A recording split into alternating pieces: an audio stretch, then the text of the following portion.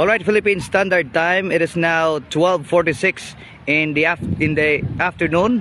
So maing udto, maing buntag, maing udto, maing hapon, maing gabi, mga kauban, bisan asa kamo sa Pilipinas o kalibutan. Live ta diri sa Pilar Central Elementary School diri sa Poblasyon Pilar Bohol. Kung din gipahigayon ang election sa barangay and SK elections sa Barangay Poblasyon Pilar Bohol. So kini si Vance Arlomante.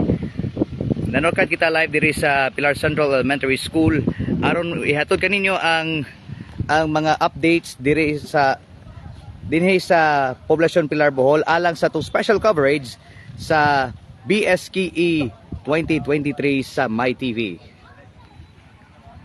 So mo ni ang sitwasyon karon sa Pilar Central Elementary School.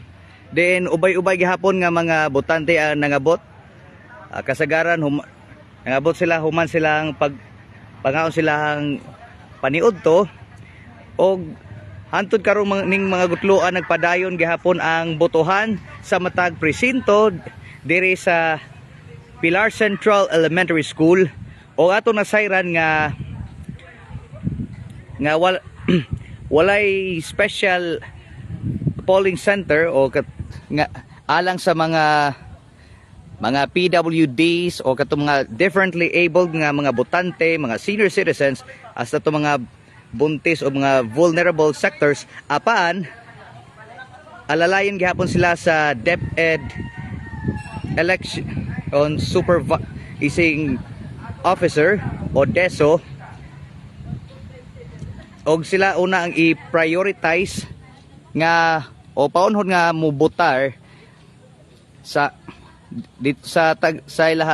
matag polling center o sila mo i-prioritize og nga pasudlon una aron nga makauna og botar. So mo ni ang dagan sa sitwasyon dinhi sa Pilar Central Elementary School. So as far as atong kahimtang sa panahon karon, mainiton hantod sa nga may pangano do mo ni ato ang weather situation karon. Then sa gawas makita nato dunay presensya sa force multiplier sama sa Bureau of Fire Protection o kon BFP nga mo assist sa first aid situation kung in kaso dunay mahitabo nga mga sitwasyon nga dili malikayan. Nakabantay sa gawas diri sa kunay mutangan ang kapulisan, although nangaon sila sa pagkakaroon apan nakatutok gihapon sila sa sitwasyon dinhi aron nga ma-maintain ang peace and order situation o ang kalinaw kapsay samtang gipahigayon ang piniliay.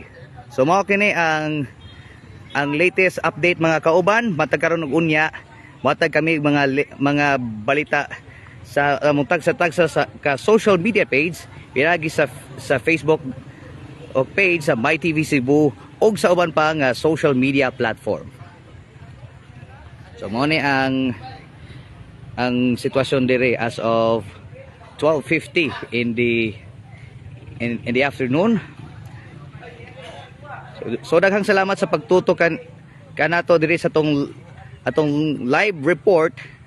Live na diri sa Pilar Central Elementary School diri sa Poblasyon Pilar Bohol. Mga kauban, uban kita sa pagpakabana ug uban ta sa kalambuan. Kini si Vance Arlomante. Live na gikan sa Pilar Central Elementary School diri sa Poblasyon Pilar Bohol alang sa BSKE 2023 sa MyTV. Daghang salamat og dalagon ng Dios.